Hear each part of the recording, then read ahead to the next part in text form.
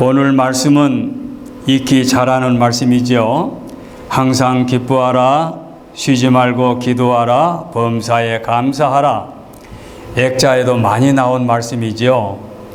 그래서 아마 믿지 않는 분들도 어디론 가정이나 사무실에 가서 액자를 보고 좋은 말씀이다 하고 기억하는 분들이 많이 계실 줄 압니다.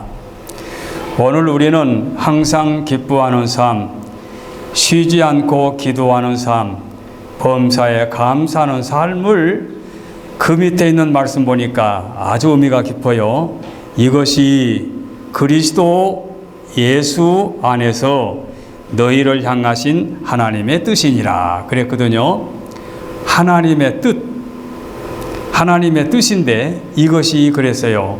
이것이 그 말은 기뻐하는 삶, 기도하는 삶, 감사하는 삶을 가르쳐서 통틀어서 이것이, 그러니까 17, 16, 17, 18절 말씀을 말씀하신 다음에 이것이 누구 안에서? 그리스도 예수 안에서. 그리스도 예수 안에서라는 말씀은 무엇인가요? 믿지 않는 불신자들은 여기에 해당이 안 되겠지요. 이 말씀에 해당되는 분들은 그리스도인, 예수님을 나의 구주로 믿는 하나님의 거룩한 백성들을 향하여 그리스도 예수 안에서 이렇게 말씀하신 줄 압니다. 그리고 하나님께서 너희를 향하여 그랬습니다. 우리들을 향하여 하나님의 뜻이다. 하나님의 뜻, 그냥 하나님의 뜻인가 보다 하면 별것 아닌 것 같지만 하나님의 뜻을 음미해 보면 굉장히 깊어요. 성경 전체가 하나님의 뜻을 인류에게 전달해 주시는 편지지요. 하나님의 말씀이지요. 그러니까 이 말씀을 보면 하나님의 뜻이 이렇구나는 것을 깨닫는 거지요. 얼마나 하나님의 뜻이 중요하면 예수님이 말씀을 증거하고 계실 때 한 여인이 감동을 받고 예수님을 향해서 소리를 쳤지요. 당신을 태중에서 잉태하고 낳아서 젖을 먹여주신 여인은 복 있는 여인이네요 하고 소리를 쳤습니다. 성모 마리아를 지칭하는 말이겠지요. 예수님의 반응이 어땠을까요? 예수님이 그 여인을 향해서 말씀하십니다. 나를 낳아서 길러주고 젖을 먹인 어머니가 복 있는 것이 아니고 하나님의 말씀을 듣고 그 말씀을 행하는 자가 복이 있다 그랬어요. 그게 무슨 말씀인가요? 하나님의 뜻을 깨닫고 그 뜻대로 사는 사람이 복이 있다. 나를 낳아주는 것, 이것은 하나의 과정에 불과하고 하나님의 뜻을 따르는 것이 복이 있다. 얼마나 의미가 깊습니까? 쉬운 말로 좀 더 설명해 보지요. 예수님이 십자가를 앞에 놓고 겟세마네 동산에서 최후의 기도하는 순간이 나오지요.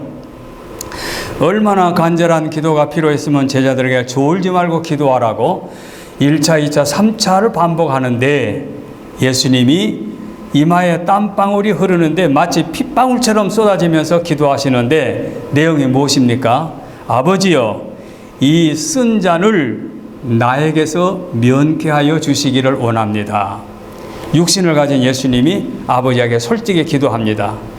그리고 그 뒤에 있는 말씀 보면 그러나 나의 원대로, 나의 뜻대로, 내 생각대로, 내가 바라는 대로가 아니고 아버지의 원대로 되기를 바랍니다. 원합니다. 그래서요. 자기의 뜻은 자기가 십자가 지는 게 너무 고통스러우니까 면할 수 있으면 면하고 싶은데 아버지 하나님께서 인류를 죄에서 구속하시기 위하여 나를 이 땅에 보내셨고 지금까지 사역을 하셨는데 이제 십자가를 앞에 놓고 그것이 하나님의 뜻이라면, 하나님이 원하시는 것이라면 나는 순종하겠습니다. 하나님의 뜻을 따르겠다는 주님의 성스러운 모습과 마음에 우리가 머리를 숙이지 않을 수가 없습니다. 그래서 오늘 우리는 성경 66권에 하나님의 뜻 전체를 논하겠다는 얘기가 아니고 위에 말씀하신 이것이 그 무엇입니까? 항상 기뻐하는 것, 두 번째 쉬지 않고 기도하는 것, 그 다음에 세 번째 범사에 감사하는 것, 이것이 너희를 향하신 그리스도인들을 향하신 예수 그리스도 안에서 너희를 향하신 하나님의 뜻이다 했으니 하나님의 뜻을 간략하게 상고하도록 하겠습니다. 자, 그러면 이제 첫째 대지로 항상 기뻐하라. 이게 하나님의 뜻이라고 그랬죠. 성도들이 기뻐하는 삶은 하나님의 뜻이라 그 말입니다. 성도가 되어가지고 질질 짤고 불평과 불만하고 남이나 비방하고 헐뜯게 되면 하나님이 기뻐하시겠어요? 그건 하나님의 뜻이 아니지요. 하나님은 최소한도 세상의 다른 사람은 몰라도 당신의 거룩한 백성들은 항상 기쁨의 삶을 사는 것을 원하시고 그것이 하나님의 뜻이라 그 말입니다. 하나님의 뜻. 그러면 이렇게 제가 말씀드린 목사님, 그래요. 그 말씀이 치당하고 타당하고 옳은 말씀인 줄 아는데, 그런데 항상 기쁨의 삶을 살 수가 있습니까? 아무리 기쁘게 살고 싶어도 근심과 걱정이 파도처럼 몰려오니 저는 기쁨의 삶을 제가 매우 어려운데 그 비결을 알려주세요. 그렇게 질문할 수도 있죠. 저도 마찬가지죠. 저와 여러분과 똑같은 삶을 살고 있으니까. 그렇다면은 우리가 여기서 성경에서 그 비결 하나 찾아볼 필요가 있습니다. 자, 시편 103편을 보게 되면 목동 다윗이 무슨 노래를 하고 있는 거니? 내 영혼아 여호와를 찬양하라는 말씀이 나옵니다. 자, 우리 글을 쓰신 집사님도 계시지만 재밌는 표현이죠. 내 영혼아. 누가 누구를 향해서 부른 말입니까? 내가 나 자신을 향해서 부른 말 아닙니까? 내 영혼아. 이 말은 내 속사람아 그 말이지요. 겉의 사람은 눈에 보이는 사람인데 속사람은 눈에 보이지 않지 않습니까? 그러니 내 영혼아 여호와를 찬양하라. 그 뒤에 있는 말씀 보게 되면 내 속에 있는 모든 것들아 여호와를 찬양하라. 같은 말 아닙니까? 내 속에 있는 모든 것이 무슨 장, 허파, 무슨 그런 것을 말하는 게 아니고 내 인격, 내 인품, 내 모든 것으로 하나님을 찬양하라. 그런 뜻이겠죠. 또 그 뒤에 있는 말씀 보게 되면 천사들을 향해서 여호와 하나님 앞에 찬양하라고 또 말씀이 나와요. 그러면 천사의 사명은 무엇입니까? 천사의 사명은 또 인간과 또 달라요. 우리는 먹고 살기 위해서 얼마나 허덕입니까? 많은 천사의 사명은 하나님을 찬양하는 사명이에요. 근데 그런 천사를 향해서 다윗은 천사들을 향해서 여호와를 찬양하라. 하나님이 지으신 모든 만물 가운데 있는 모든 것들아 하나님을 찬양하라. 얼마나 멋있는 말씀인가요? 얼마나 아름다운 표현입니까? 이런 노래를 부를 수 있었던 다윗은 어떤 사람이었습니까? 형제가 8인데 막내로 태어났지요. 막내 등으로 태어났으니 형과의 나이 차이는 얼마나 많겠습니까? 8형제에서. 그런데 위에 형들은 다른 직장이 있었는지 모르겠습니다만은 아버지의 업인 목자의 노릇을 하지 않고 다윗이 아버지의 그 업인 양을 돌보고 있었습니다. 양을 돌본다는 게 어떤 호텔 안에서 에어컨 켜놓고 돌보겠습니까? 들에서 떼약 밑에서 풀 있는 곳을 찾아가서 물 있는 곳으로 인도해서 양을 먹이는데 맹수들은 얼마나 무섭습니까? 그런 열악한 조건 속에서 나으린 소년 목동이가 이런 노래를 불렀었던 것은 하나님의 도우심을 깨닫고 하나님의 말할 수 없는 은택을 깨달아 그 은택을 감사하는 노래입니다. 무슨 말씀인가요?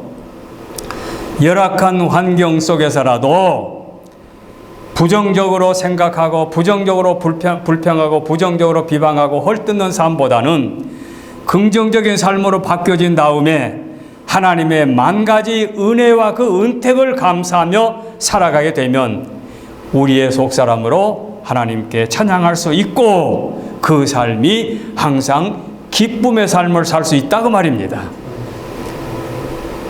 여기에 우리 학생들에게는 조금 미안하지만 킬케고리라고 하는 철학자가 이런 말을 했어요. 인간은 육체적인 삶이 있고 정신적인 삶이 있다. 둘로 나눴거든요. 아까 다윗을 향해서도 제가 설명했습니다만, 그런데 그 육체적인 삶과 정신적인 삶을 이렇게 구분해요. 육체적인 삶은 물질적인 세계다. 겉으로 보이는 세계, 세속적인 세계. 그래서 육체적인 삶의 기준은 물질이다. 돈을 많이 벌면 행복한 거고, 돈을 많이 벌면 출세한 거고, 많이 벌면 높은 사람이 되는 것처럼 뽐내고 자랑하는 육체적인 삶이 그렇다. 그런데 정신적인 삶은 어떤 삶이냐? 정신적인 삶은 영혼을 사모하고 자각한다고 그러죠. 내 속 사람을 향해서 내가 계속해서 물어. 이건 옳은 일이냐? 이건 그릇된 일이냐? 이건 바른 길로 가는 길이냐? 바른 길로 가는 길이 아니냐? 라고 하면서 그 정신적인 세계에서 예술이 나오고 문학이 나오고 철학이 나오고 과학이 나오고 학문이 나오고 역사가 나온다고 그렇게 킬케고르는 말하고 있어요. 그러면서 육체적인 삶에는 육체로 끝나지만은 정신적인 그 삶을 통하여 인간의 문화가 발전해 나가고 있다. 뭐 좀 서툴한 표현이지만 이런 식으로 구분을 하는 철학자의 말을 여기다 인용해 보게 되면 내 영혼아 내 속사람아 여호와를 찬양하라 하면서 기쁨의 삶을 살았던 목동 다윗의 삶 속에서 항상 기뻐하는 삶을 찾아볼 수가 있습니다. 그러므로 우리는 다른 사람과 비교해서 비관할 것이 아니라 다윗 같은 삶을 통해서 우리는 하나님을 향하여 찬양하는 기뻐하는 삶이 이어져야 될 줄로 믿습니다. 하나 더 추가로 말씀드린다면 다윗의 아들 솔로몬을 할 수가 있지요. 솔로몬의 누리는 영화는 세상 어떤 사람이 그만큼 영화를 누렸습니까?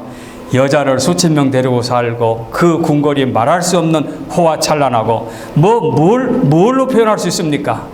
근데 그렇게 찬란하게 그야말로 영화로 부귀 영화를 누렸던 사람이 다윗의 아들 전도자의 말이 뭐라고요? 헛되고 헛되니 모든 것이 헛되도다. 세상에서 몽땅 누렸던 사람이 그런 말을 합니다. 세상의 것은 결코 만족이 없다는 말이죠. 그러니 우리는 세상 것의 기준을 두고 만족을 찾아보려고 하는 것보다는 그 속사람이 다윗같이 하나님을 찬양하는 삶으로 항상 기뻐하는 삶이 이어지게 되면 이 삶이 하나님의 뜻이란 것을 기억해야 될 줄로 믿습니다. 그 다음에 두 번째입니다. 쉬지 말고 기도하라. 귀가 닳도록 들은 말입니다만은 쉬지 말고 기도하라. 기도가 무엇입니까? 기도라고 하는 것은 우리 성도들에게 있어서 하나님과 교통하는 대화다 이렇게 말하지요. 그 대화가 무엇입니까? 집안에서 부모와 자식이 대화가 끊기게 되면 뭐가 되죠? 살벌하지요. 부부 사이의 대화가 끊기게 되면 뭐가 되죠? 살벌하지요. 성도가 성도끼리 대화가 끊기면 뭐가 되죠? 살벌하지요. 대화가 끊겼다고 하는 사실은 단절됐다는 얘기지요. 바로 하나님과의 대화가 끊긴 것은 기도가 끊겨졌다는 얘기입니다. 제가 말씀을 드렸습니다. 오늘 본문 주보에 보면 내가 간단히 소개했는데 그 사무엘 선지자는 자기가 기도를 중단하게 되는 것을 범죄 행위라고 생각하고 나는 범죄하지 않겠다고 말했습니다. 이 기도 중단하는 것이 범죄고 그 범죄 행위를 자기는 하지 않겠다고 말했습니다. 기도한다는 것은 항상 교통하는 삶인데 사는 사람이 아침에 일하게 되면 내가 오늘 숨을 쉴 수 있을라나 생각하는 사람 어디에 있습니까? 당연히 숨을 쉬지요.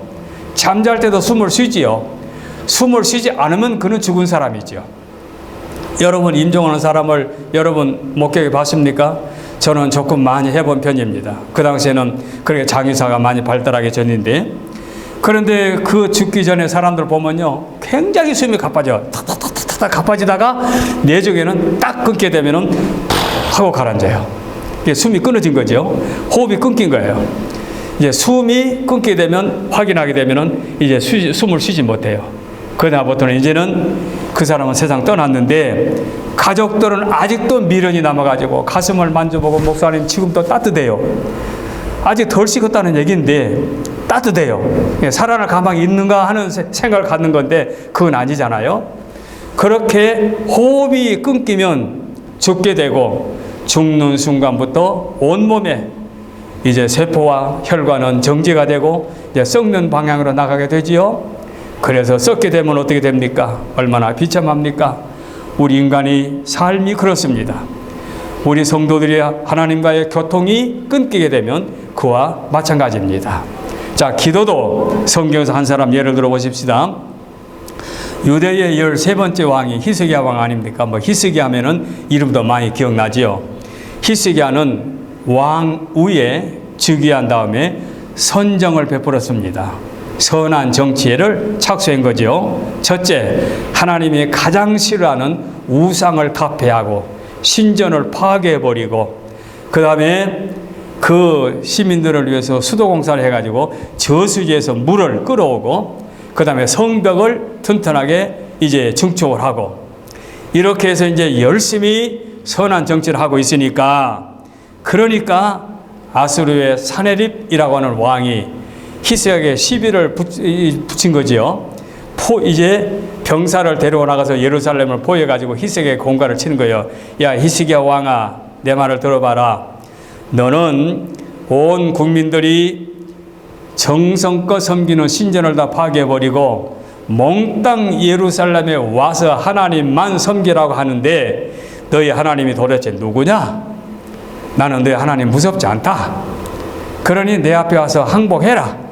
항복하면 살려줄 것이요, 만일에 네가 항복하지 않으면 너희 예루살렘을 몽땅 멸해버릴 것이다. 얼마나 협박이 무섭습니까? 국민들이 그 말을 들으면 겁이 나니까 국민들이 들을 수 있는 말로 안 해줬으면 좋겠는데, 그런데 국민들이 들을 수 있는 말로만 협박을 하거든요. 그러니까 얼마나 무섭습니까? 그래 백성들이 원망에 자자한 거지요. 자, 왕을 따라서 신전을 파괴하고 이제는 좀 다른 방향 하나님을 섬기며 잘 살아보려고 했는데도 불구하고 이방 나라 왕이 저렇게 협박을 하고 있으니 얼마나 무섭습니까? 그게 원망이 자자한 거지요. 그래가 히스기야 왕이 백성들에게 걱정하지 마라. 너희는 마음을 강하게 하여 담대히 하고 아수르 왕과 그를 따르는 온 무리로 하여금 두려워하지 말라. 놀라지 말라. 우리와 함께 하시는 자는 그보다 크시니라. 우리와 함께 하신 이는 그보다 크신 자니 그분이 도우시리라. 라고 백성들에게 안심을 시키고 이사야 선지자에게 부탁을 합니다. 그리고 하나님 앞에 간절히 기도했습니다. 얼마나 간절히 기도했는지 하나님이 응답이 왔습니다. 네가 나에게 간구하는 기도를 들었노라. 하늘의 사자를 보낼 것이다. 자, 그 다음에 기사가 얼마나 통쾌합니까? 하룻밤이 지나고 나니까 사네립 병사가 15만 8천 명이 그날 밤에 몽땅 시체로 변해버린 거예요. 히스기야나 그 군대가 싸워서 이긴 것이 아니고 하늘의 사자가 내려와서 사네립 병사를 10만 명이 넘는 18만 5천 명의 그 많은 사람들을 몽땅 시체로 만들어 버렸으니 잠에서 일어난 사네립이 보니까 엄청나거든요. 여기도 시체 저기도 시체, 깨어봐도 대꾸가 없어요. 그저 몇 사람 살아서 자기 집으로 도망갔으면 도망갔지 눈에 살아있는 사람은 아무도 안 보여.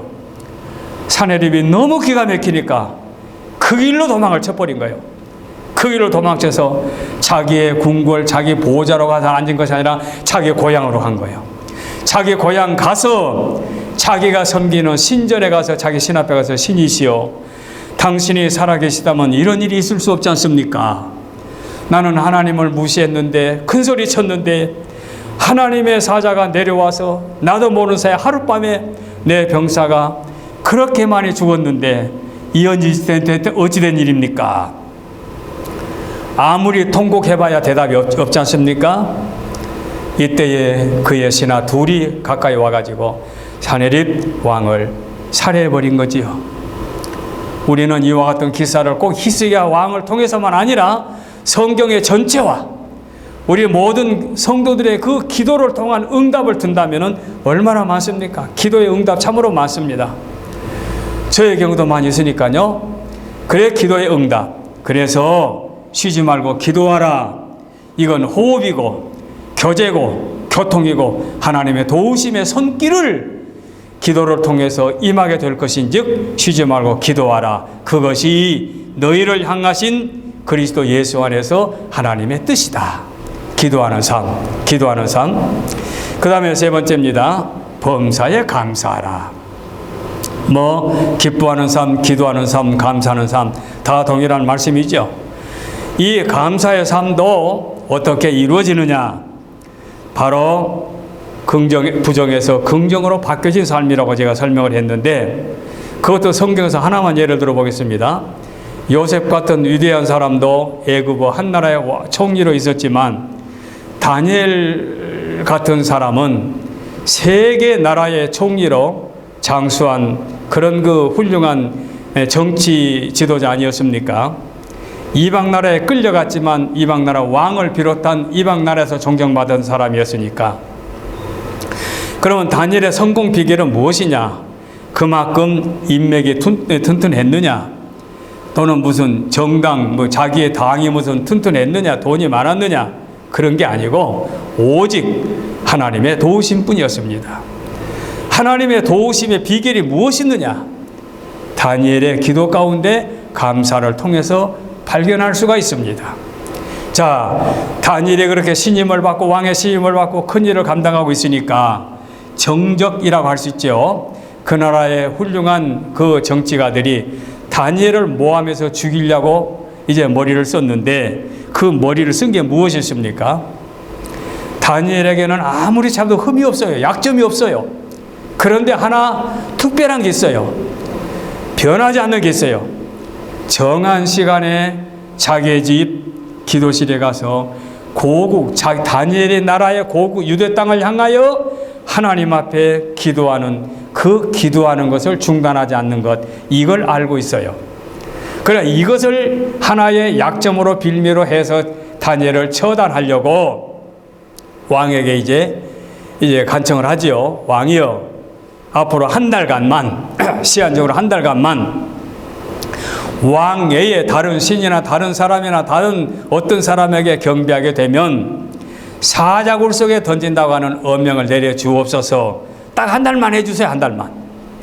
왕이 그 말 들으니까 그렇다 하거든요. 그렇지, 내 나라에 살면서 나 외에 다른 신에게나 다른 왕에게 경배하면 안 되지. 그래서 아무런 생각 없이 그냥 의인을 찍어준 거지요. 그런데 그게 누굽니까? 다니엘을 잡으려고 한 거지요. 그런데 다니엘은 그 조서에 의인이 찍힌 것 알면서도 불구하고 자기 집에 돌아가서 정한 시간에 그 다락 기도실에 올라가서 하나님 앞에 기도하며 감사하였더라고 성경은 밝히고 있습니다. 감사하였더라. 사자굴 속에 던진다는 어명이 분명히 다니엘도 알고 있음에도 불구하고 감사하였더라. 감사한 다니엘이 어찌 됐습니까? 어명이 떨어졌기 때문에 사자굴 속에 던짐을 받았지요. 하나, 다니엘은 사자들이 감히 손을 대지 못하고 그를 모함했던 사람들을 다시 집어넣었을 때에 땅에 떨어지기도 무섭지 전에 사자들이 잡아먹어버렸다. 이게 무엇입니까? 어떤 여건이나 환난 가운데서도 감사 생활을 중단하지 아니할 때 하나님의 도우심을 받게 되고, 그것이 하나님의 뜻이다. 하나님의 뜻이다. 너희들 편에서는 어렵다, 힘들다, 곤고하다 하지만 하나님이 보실 때 그게 아무것도 아니거든요. 하나님이 보실 때는 인간의 곤고가 하나의 훈련에 불과하니까. 그래서 한결같이 감사해라. 그러면 여기서 공통된 점이 있지 않습니까? 항상 쉬지 말고 범사. 이게 뭡니까? 언제든지 어떤 환경에든지 어디에서든지 중단하지 않고 한결같이 기뻐하는 삶, 기도하는 삶, 감사하는 삶을 살 때에 하나님의 뜻이고 하나님이 저희들을 지켜주신다. 이 말씀이에요. 하나님의 뜻이 이렇게 귀해요. 저도 부족하지만 감사의 생활로 한번 받게 된 경험이 아니라 부족하니까 간증도 잘 안 합니다만은, 제가 신학교를 갓 졸업하고 동목교를 처음 나간 지가 참 전방이에요. 한탄강 쪽에 미군 부대 대대가 하나 있고 한국 부대가 사방으로 깔려 내려갔어요. 그런데 가서 보니까 마을이 아주 엉망진창이에요. 화전민들이 한 반 차지하고 미군 부대에서 그저 직장 갖고 사는 사람, 사업하는 사람이 한 반대예요. 아주 그냥 그 마을이 질서라는 게 없어요. 뭐 20대 간 넘은 제 집사람이 미군 아저씨가 군복 입고 뚜벅도 걸으면 겁나서 집으로 들어올 정도로 우리는 미군들이 그만큼 생소했으니까요. 그런데 문제는 저 산골 화전민들 집에 신방을 가려면 구두도 못 신고 고무신 신고, 여름에는 또 이게 물이 흐르면은 개울로 물이 넘치니까 발을 적셔야 되잖아요. 또 겨울에는 털고무 신고 다녀야 돼요.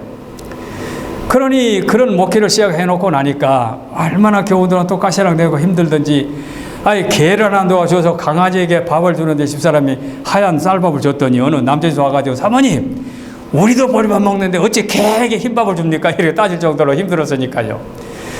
근데 내가 서울에 와서 보게 되면 내 동기 동창들 큰 교회 부교육자들도 하면서 그때만 해도 까만 오버코트에 검은 장갑 끼고 구두 신고 저벅저벅 걸어간 게 그렇게 부럽더라고요. 똑같은 동기들인데 굉장히 힘들고 참 마음이 불안하고 내가 이렇게 출발하는구나. 나는 장로님도 빽도 없고 아버지 목사 장로 빽도 없고 정말 가진 것도 없고 해서 나는 이렇게 참 힘들게 목회 시작하는구나. 상당히 우울했던가 봐요. 그런데요, 하나님께서는 그런 그 우울했던 마음을 치료해 주시려고 그 주변에 우리 한국 대대가 있는데 대대 안에 군인교회가 있고 군종 목사님이 중령이었어요. 중령 목사님이 계시는데 참 능력 있는 목사. 내중에 제가 알고 보면은 그 총회장 후보까지 올랐는데 총회장이 됐는지는 제가 잘 모르겠습니다. 두 사람 놓고 투표할 정도로. 근데 그 목사님은 부산에 당신의 시무하는 교회가 하나 있어가지고 한 달에 한 번씩 그 당신의 교회를 가요. 예, 매월 첫 주인가 가고 이제 나머지 세 주는 이제 군인께서 예배를 인도하고. 근데 그 한 주 부산으로 그 본교회를 가는 날은 그 주위에 있는 교회 교역자들을 불러다가 이제 그 설교를 부탁을 해요. 그렇게 하다 이제 제가 처음 부임을 해 갔는데 몇 달 후에 그 군정병이 그 군목 목사님의 집차를 타고 제게 와가지고 전사님이 새로 오셨다는데 소문 듣고 왔습니다. 우리 교회는 이래란 사정인데 한 달에 한 번씩 이 지역에 있는 목사님들을 모셔다가 설교를 이제 말씀을 듣는데 전사님도 한번 오시지요. 그래요. 그래서 약속을 잡고 이제 갔어요. 가서 이제 한번 가서 이제 자기들 예배를 인도하고 저는 설교만 했는데, 그런데 예배를 마치고 나온 다음에 얼마 있다가 군목 목사님에게서 연락이 왔어요. 나를 보더니 교단은 다르지만 네 설교를 한번 듣고 나더니 우리 우리 군인교회 군인들이 이제는 다른 그 지역의 다른 목사님들 부르지 말고 그 서 전도사 그분을 고정적으로 불렀으면 좋겠다. 그런다는 거예요. 그러니 매주 너희 시간과 다르니까 너는 11시 예배니까 우리는 9시 반인가 그러니까 와서 예배를 드리고 우리가 또 차로 인도해주면 되니까 그렇게 하자. 그래서 한 달에 한 번씩 그 군인교회 가서 설교를 하면서 그 군목 목사님의 차를 타고 가게 되면 아주 이제 대대 그 유병소에서부터 경례를 붙이는데 아주 어마어마하게 아주 그냥 훈련된 그런 그 군인교회 가가지고 예배를 인도하면서 내가 기도하면서 깨달아 봤어요. 아, 서울에 있는 내 동기 동창들은 이런 경험은 없을 터인데 아직 목사 안수도 받기 전에 신학을 가쪼로 한 전사가 군인교회 가서 매주 한 달에 한 번씩 설교하는 것도 이건 내게 주신 하나님의 축복이구나. 이렇게 생각하니까 마음이 바뀌더라고요. 내 우울한 마음이 바뀌더라고요. 그래서 그때부터 마음은 새로운 용기가 생긴 것 같아요. 그래, 미완성된 교회도 완성하고 뼈죽다 십자가 탑도 만들고 사택도 짓고 이렇게 해서 훌륭하게 거기서 처음 목회지에서 성공적으로 목회라고 서울로 나온 경험이 있습니다. 제가 이런 말씀을 드린 이유는 히스기야 왕과 우리는 처지가 다르지 않습니까? 다윗 왕과 우리가 처지가 다르지 않습니까? 라고 생각하는 분들이 계시다면 우리도 우리의 환경에서 얼마든지 찾을 수가 있다. 부정적이고 우울한 마음을 긍정적으로 바꿀 수 있다는 것을 좀 보충해서 설명해 드리고 싶어서 말씀을 준비하면서 이 부분을 제가 여기다가 옮겨 드립니다. 마지막 한 가지만 더 말씀드리고 말씀을 마치려고 합니다. 어느 변호사가 세인트 루이즈라고 하는 곳으로 출장을 가가지고 주일이 됐습니다. 호텔에서 하룻밤 자고 이제 주일 아침이 됐는데 교회를 가까이서 예배를 드리고 싶은데 마땅한 교회를 모르니까 그 가까이 이제 나가서 교통 정리하는 그 순경을 만나가지고 이곳에 가까운 교회가 어디 있습니까? 내가 예배를 드리고 싶은데 나는 이곳에 방문해 온 사람이니 좀 알려주시오. 그러니까 교통 순경이 말씀하기를 100m로 쭉거니 가서 우회전 해가지고 우회전에서 좌회전에 가면 이러이러한 모양의 교회가 있습니다 하고 설명해 주라는 거예요. 비교적 소상히 쉽게 설명해 줘서 찾아가니까 그대로 그런 모양의 교회가 있더랍니다. 그래서 그곳에 가서 예배를 드렸는데 안내하시는 집사님도 친절하고 목사님의 말씀도 좋고 아주 은혜스럽게 예배를 드려 참 내가 교회를 참 잘 왔다. 모르는 곳이지만 내가 참 좋은 교회에서 예배를 드렸구나. 아주 만족해하는 마음으로 예배를 마치고 돌아갔습니다. 돌아가는 길에 보니까 의외로 교회들이 보이더라는 거예요. 오는 길에 100m 그 주위에 다른 교회가 있더라는 거예요. 그 변호사가 생각하기를 그 참 교통 아저씨가 참 신기하다. 자기가 물어보는 곳에서 이 교회까지는 중간에 교회가 있는데도 불구하고 아마 이 미국이라는 도시는 그 뭐 종교 부재를 해가지고 교회가 같이 있지 않습니까? 아마 그런 것 같아요. 그래서 궁금해가지고 이제 호텔 쪽으로 가는데 아직도 그 교통 순경이 교통진을 하고 있더랍니다. 그래서 가까이 가서 그 순경 물어본 거예요. 아니 내가 아까 1시간 전에 물어봤던 누군데 내가 예배를 마치고 지금 잘 왔습니다만은 오는 길에 보니까 중간에 교회들이 들어있는데 어찌해서 그 교회를 소개해 주었습니까? 라고 물어보니까 교통 아저씨가 이렇게 쳐다보더니 피식 웃으면서 하는 말이 나는 종교인은 아닙니다. 나는 크리스찬은 아닌데 내가 그동안 이 지역에서 살면서 보니까 그 교회에 출석하는 사람들만은 유독 특별하게 눈에 보입니다. 그래요. 그게 뭐예요? 그러니까 그분들은 늘 얼굴이 환하게 밝고 아주 웃는 모습으로 평안한 모습으로 교회에서 나오는 것을 봤습니다. 다른 교회 교인들에게서는 구경하지 못했던 그런 모습을 그 교회 식구들에서 보았습니다. 그래서 내가 생각할 때는 그 교회는 훌륭한 교회다 라고 생각이 되어서 당신을 그 교회로 소개했습니다 했다는 거예요. 자, 제가 오늘 이 말씀을 마지막에 예를 들어 설명해 드린 이유는 이 교인들이 다른 교회 교인들과 생활이 달랐겠습니까? 직장이 달랐겠습니까? 수준이 달랐겠습니까? 그 말 수준은 다 같을 거 아니에요. 그럼에도 불구하고 믿지 않는 교통순경이 구별할 수 있을 정도로 그 교회 교인들은 환한 미소를 띠고 살았다고 하면은 그 교인들은 뭔가 달랐겠지요. 그게 뭐냐? 겉사람이 아니라 속사람이 다윗같이 하나님을 찬양하는, 그리고 희석의 왕처럼 쉬지 않고 기도하는, 그리고 크고 작은 일들을 통해서 범사에 감사하는 삶을 살다 보니 그런 결과의 표정을 남에게 보여주게 된 거지요. 오늘 이 말씀을 들은 사랑 우리 믿음의 식구들은 이 말씀은 많이 들었습니다. 데살로니가 교회는 연주도 짧습니다. 그러니까 열심 있는 교회입니다. 다시 오실 주님을 갈망하는 교회입니다. 칭찬받은 교회입니다. 이런 교회를 향해서 주께서 바울 사도를 통하여 항상 기뻐하라, 쉬지 말고 기도하라, 범사에 감사하라, 이것이 너희를 향하신 그리스도 예수 안에서의 하나님의 뜻이다. 오늘은 하나님의 뜻, 이 말씀을 기억하시고 저와 여러분들은 하나님의 뜻을 기억하고 남은 세상을 살아가는 우리 성숙한 그리스도인들이 되어주기를 바라서 오늘 이 말씀을 드립니다. 기도하겠습니다.